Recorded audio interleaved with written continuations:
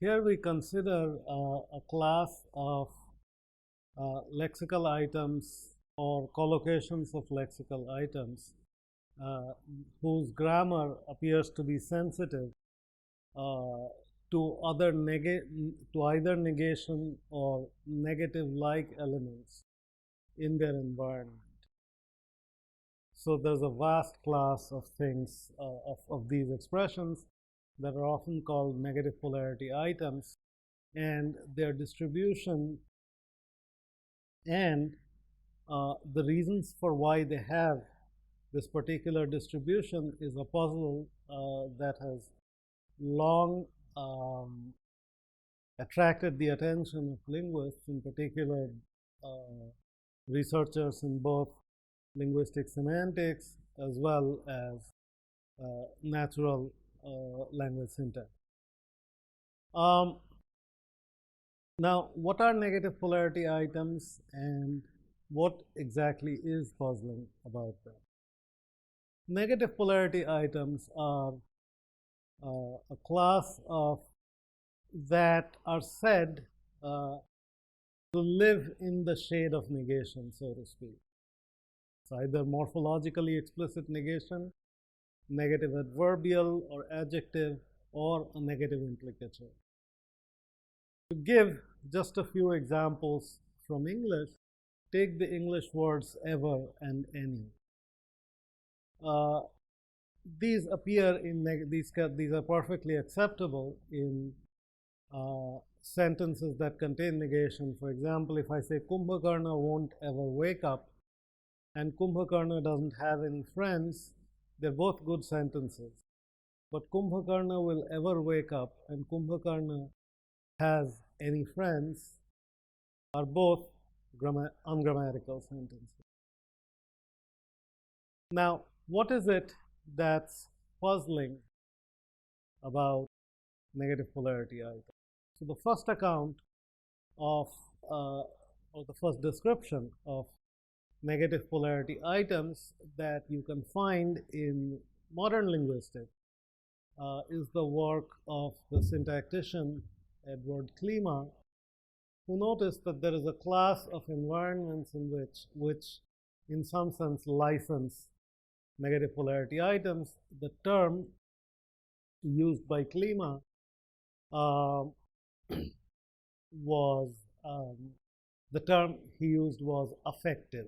Okay, so these are certain kinds of environments called affective environments that license negative polarity items.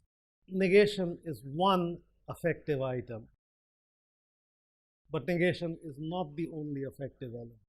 So, for example, questions, conditionals, some quantifiers, but not others, are all environments that license negative NPI. Negative polarity items are often abbreviated with the term NPI. So every time I say NPI, you know what I mean. So consider these examples. These are all grammatical sentences. Will Kumbhakarna ever wake up? Does Kumbhakarna have any friends? They're both fine. Questions, at least yes, no questions, do license NPIs. If Kumbhakarna ever wakes up, I will feed him. If Kumbhakarna has any friends, they should wake him up. So the antecedent of a conditional is also an environment that licenses NPIs.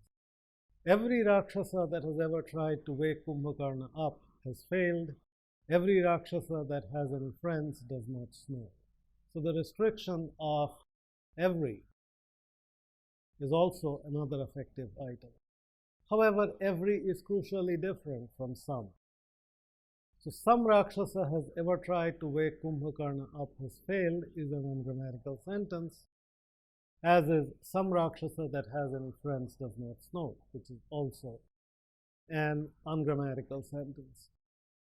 So Klima, in one of the earliest proponents of a theory of NPIs, proposed that they must be in construction with a trigger that is either overt negation or an affective element. So Klima's account was simply to say that there are some things that contain a syntactic feature plus affective, and negative polarity items are required to be in construction with these affective items. Okay.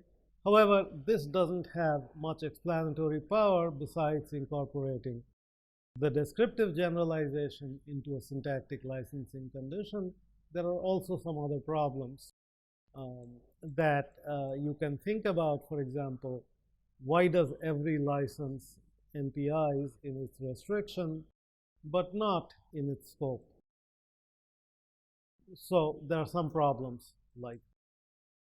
Now, the first serious account towards a proper characterization that simply didn't built in, that didn't simply assign a feature plus something syntactically, comes from the work of Fauconnier and Lajussard. Fauconnier 75-78 and Lajussard 1979 approached the matter from a semantic angle and noted that NPI licensing contexts share a subtle and deep logical property, and that property is downward entailment. To understand downward entailment, we take a word which expresses a property and compare it with other words that express a subproperty, hyponym, or a superproperty, hypernym. For example, carrot expresses a subproperty of vegetable because every carrot is a vegetable, but it's not true that every vegetable is a carrot. Food is a superproperty of vegetable. So a simple, non-negative, non-quantified declarative sentence that allows inferences from properties to superproperties. This is called upward entailment. So if I say Kumbhakarna ate a carrot, it entails that Kumbhakarna ate a vegetable. The logical feature of not in most basic NPI licensors is that it reverses this inference pattern, creating environments that are not upward entailing, but have the opposite property. And that's the property that we call downward entailment. So it's often also called downward monotone or downward entailing. These are used interchangeably. So whereas Kumbhakarna ate a carrot entails that Kumbhakarna ate a vegetable, Kumbhakarna ate a vegetable does not entail that Kumbhakarna ate a carrot. However, Kumbhakarna did not eat a vegetable does entail Kumbhakarna did not eat a carrot. In other words, what negation does is reverse the entailment pattern. Now, if you take a sentence with a quantifier of the form determiner, restriction, predicate, and check where an NPI can occur in this structure, you again get the following pattern. Every Rakshasa that has ever tried to wake Kumbhakarna up failed. No Rakshasa that has ever tried to wake Kumbhakarna up has failed. They are both, in other words, NPIs are good in the restriction, both of the determiner every as well as the determiner no. Which determiners do not allow negative polarity items in their restriction? Some and three are some examples. Some Rakshasa that has ever tried to wake Kumbhakarna up has failed is a bad sentence. Three Rakshasas that have ever tried to wake Kumbhakarna up have failed is also a bad sentence. Now, so far we're taking a look at the restriction. Now, let's look at the predicate. What is an example of a determiner that allows an NPI in the predicate part of the statement that contains it? Suppose I say no Rakshasa has ever tried to wake Kumbhakarna up. That's a good sentence. But what are those cases where NPIs are bad in the predicate part? some Rakshasas has ever tried to wake Kumbhakarna up is a bad sentence. 3 Rakshasas have ever tried to wake Kumbhakarna up is again a bad sentence. Every Rakshasa has ever tried to wake Kumbhakarna up is also a bad sentence. Now, the above data shows us that an NPI is acceptable inside the restriction of every, but not in its predicate. It is acceptable in both the restriction and predicate of no. It is bad in both the restriction and predicate of some and 3. Now, with respect to the property of downward entailingness, the restrictions and predicates of these quantifiers show the following pattern. Every creature snores entails every Rakshasa snores. This shows that every is DE, downward entailing with respect to restriction. Every Rakshasa snore does not entail every Rakshasa snores loudly. That means every is not downward entailing with respect to the predicate. Some creature snores does not entail some Rakshasa snores. That means some is not downward entailing with respect to restriction. Some Rakshasa snores does not entail some Rakshasa snores loudly. Some is not DE with respect to predicate. No creature snores entails no Rakshasa snores. That means no is downward entailing with respect to restriction. No Rakshasa snores entails no Rakshasa snores loudly. That means no is DE with respect to predicate. 3 creatures snore does not entail 3 Rakshasas snore. That means 3 is not downward entailing with respect to restriction. 3 Rakshasas snore does not entail 3 Rakshasas snore loudly. That means 3 is not downward entailing with respect to the predicate. So you can see this in the following table. You look at every no, some, 3 with respect to the restriction, with respect to the predicate, and you will see that whether the environment is downward entailing or not neatly coincides with whether NPIs are licensed in these environments or not. So this is a remarkable result, okay, making it clear that the environments that are downward entailing are precisely the context where NPIs are licensed, and so this is what Lajusa proposed. Lajusa proposed that NPIs were sensitive to a certain logical property of certain kinds of environments. So his licensing condition was the following. Alpha is a trigger for a negative polarity item in its scope if and only if alpha is downward entailing. Now, it was soon observed that this was fine for any and ever, but there are also other kinds of lexical items that seem to be even more restricted than the noun phrase than any and ever, and so something needs to be said about that.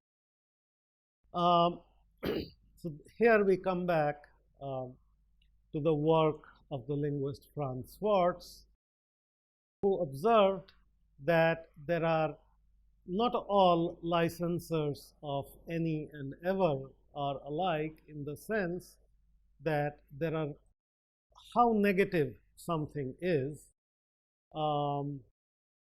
depends on some other logical properties over and above downward entailing. So Schwarz came up with the notion that negations or negative environments or affective environments have various strengths. So one of the things he observed was that you could think, you could basically say that there is a logical property that's called anti-additivity, and it looks like that there are some negative polarity items that are sensitive not just to downward entailingness, but to slightly stronger conditions. One such condition Schwarz proposed was the property of anti-additivity. Now, the logical property of anti-additivity is as follows. Okay, we say that a licensing environment is anti-additive if and only if W, X or Y, Z is logically equivalent to WXZ and WYZ. What's an example of an anti-additive environment? The determiner no in its restriction is an example of an anti-additive operator. No one sang, or in both its restriction as well as its scope, as well as its predicate part, is anti-additive. So consider no one sang or danced last night, you can notice is logically equivalent to no one sang last night and no one danced last night. Similarly, so now no is in fact anti-additive in that part. Now licensors like not support DE, anti-additivity, and even stronger property that Schwartz called antimorphicity. The logical property of antimorphicity is the following: W, X and Y, Z, if and only if WXZ or WYZ. Suppose I say John did not smoke and drink last night. That's logically equivalent to John did not smoke last night, or John did not drink last night. Now, on the basis of their ability to license different inference patterns, Schwartz proposed a hierarchy. So it pointed out that there is in fact a hierarchy of negative expressions. Minimal negation is simply all those environments is expressed simply by all those environments that are downward entailing. What are examples of minimal negation? Few, at most, hardly, at least, and so on. What is regular negation? Regular negation are environments that are both downward entailing and anti-additive. I should point out, by the way, that all anti-additive environments are by definition downward entailing. This is something that you can prove logically. It's a fairly simple proof. Now, what are examples of regular negation? Regular negation are things like never, nothing, before, without, and so on. The restriction of the universal determiner is also anti-additive. So the restriction of anti-additive in fact patterns with regular negation in this respect. What about classical negation? Well, classical negation are those environments that are downward entailing, anti-additive, as well as antimorphic. An example of a classical negation would be not the English, the pure negation or whatever is expressed by the English not, and its counterpart in various other languages. Now, what Schwartz proposed was the following. A minimal negation, he said, licenses a class of NPIs that he called weak NPIs. Regular negation licenses what he called strong NPI. Classical negation licenses what he called super strong NPI. NPIs, like any and ever, are weak as they occur in DE environments. NPIs, like in years, are strong as they occur in anti-additive environments. NPIs, like 1 bit, are super strong as they occur in antimorphic contexts. So, for example, everyone who liked John 1 bit is not a good sentence, but I didn't like John 1 bit is a good sentence. Everyone who likes John 1 bit is not a good sentence. 1 bit is super strong. No one ever likes John 1 bit is people have different intuitions on this, but the people, for those speakers of English who do not like it particularly, this would be because never is, it's an anti-additive environment, but it's not antimorphic. Now, this particular classification works so well for lots of NPIs and many languages. Some NPIs cross-cut the classes, showing licensing patterns where they're good in a combination of some AA and DD and AM context and not others, thus eluding a clear logical solution. Linebarger, both in her thesis and the paper, at one point pointed out that many NPI licensing contexts were not really downward entailing. They were not really downward entailing if you went too literally. Okay, so the antecedent or protasis of conditionals, adversative predicates like be surprised, questions, imperatives, modal verbs, habituals, disjunction, etc., are not downward entailing, but at least under certain conditions, license NPIs.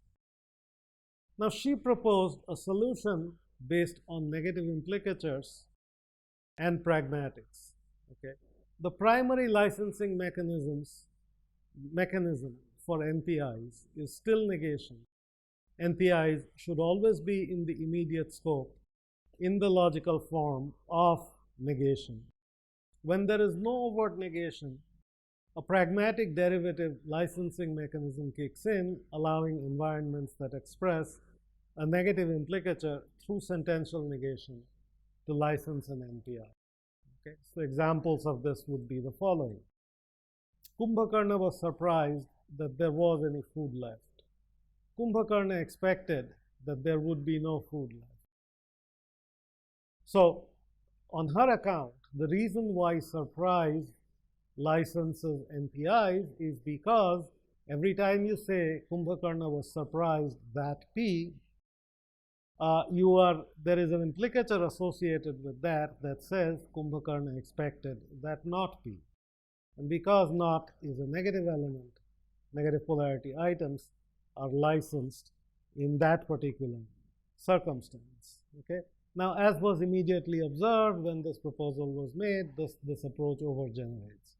There are environments that give rise to negative implicatures, but do not license NPIs. Kitna time?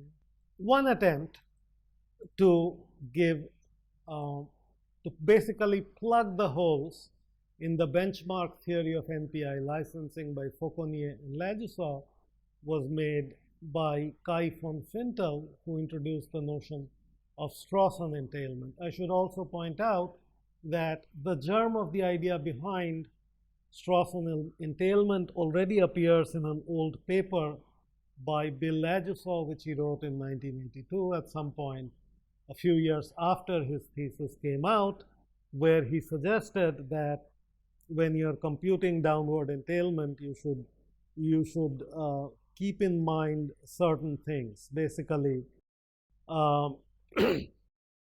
you should keep in mind, you should keep in under consideration, you should evaluate downward inferences by keeping constant, by considering only those situations where the presuppositions of a certain environment are satisfied. Now, von Fintel came up with a notion that's called Strawson downward entailing.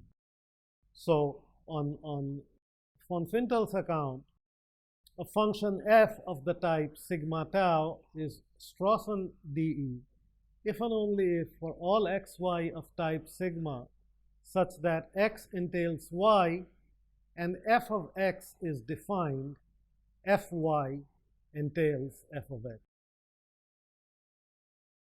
Now, by f of x is defined, what von Fintel is assuming that the presuppositions associated with the function are in fact satisfied. So this assumes a theory of presuppositions according to which if you have an environment that triggers certain presuppositions, then whenever there is a presupposition failure, the semantic value of f applied to x, f of x is basically undefined, when there's a presupposition failure, whenever the presuppositions are satisfied, f of x could be could have the value whatever it does. It will be true or false, or if it's some other kind of semantic value, you'll consider some other whatever the semantic value. Okay, so basically, Strawson downward entailingness checks DE with the additional premise that the conclusion has a definite semantic value. An NPI licenser like only is problematic for DE, but with Strawson downward entailingness, it no longer is, because the new inference schema is slightly different. You only so let us look at the following example. Only Kumbhakarna ate a human. Kumbhakarna ate a priest. Only Kumbhakarna ate a priest. Now, when you say only Kumbhakarna ate a human, that carries the presupposition that Kumbhakarna in fact ate a human. You will only consider those circumstances where Kumbhakarna in fact ate a human. Now we know that priests are human beings. So if only Kumbhakarna ate a human and Kumbhakarna ate a priest,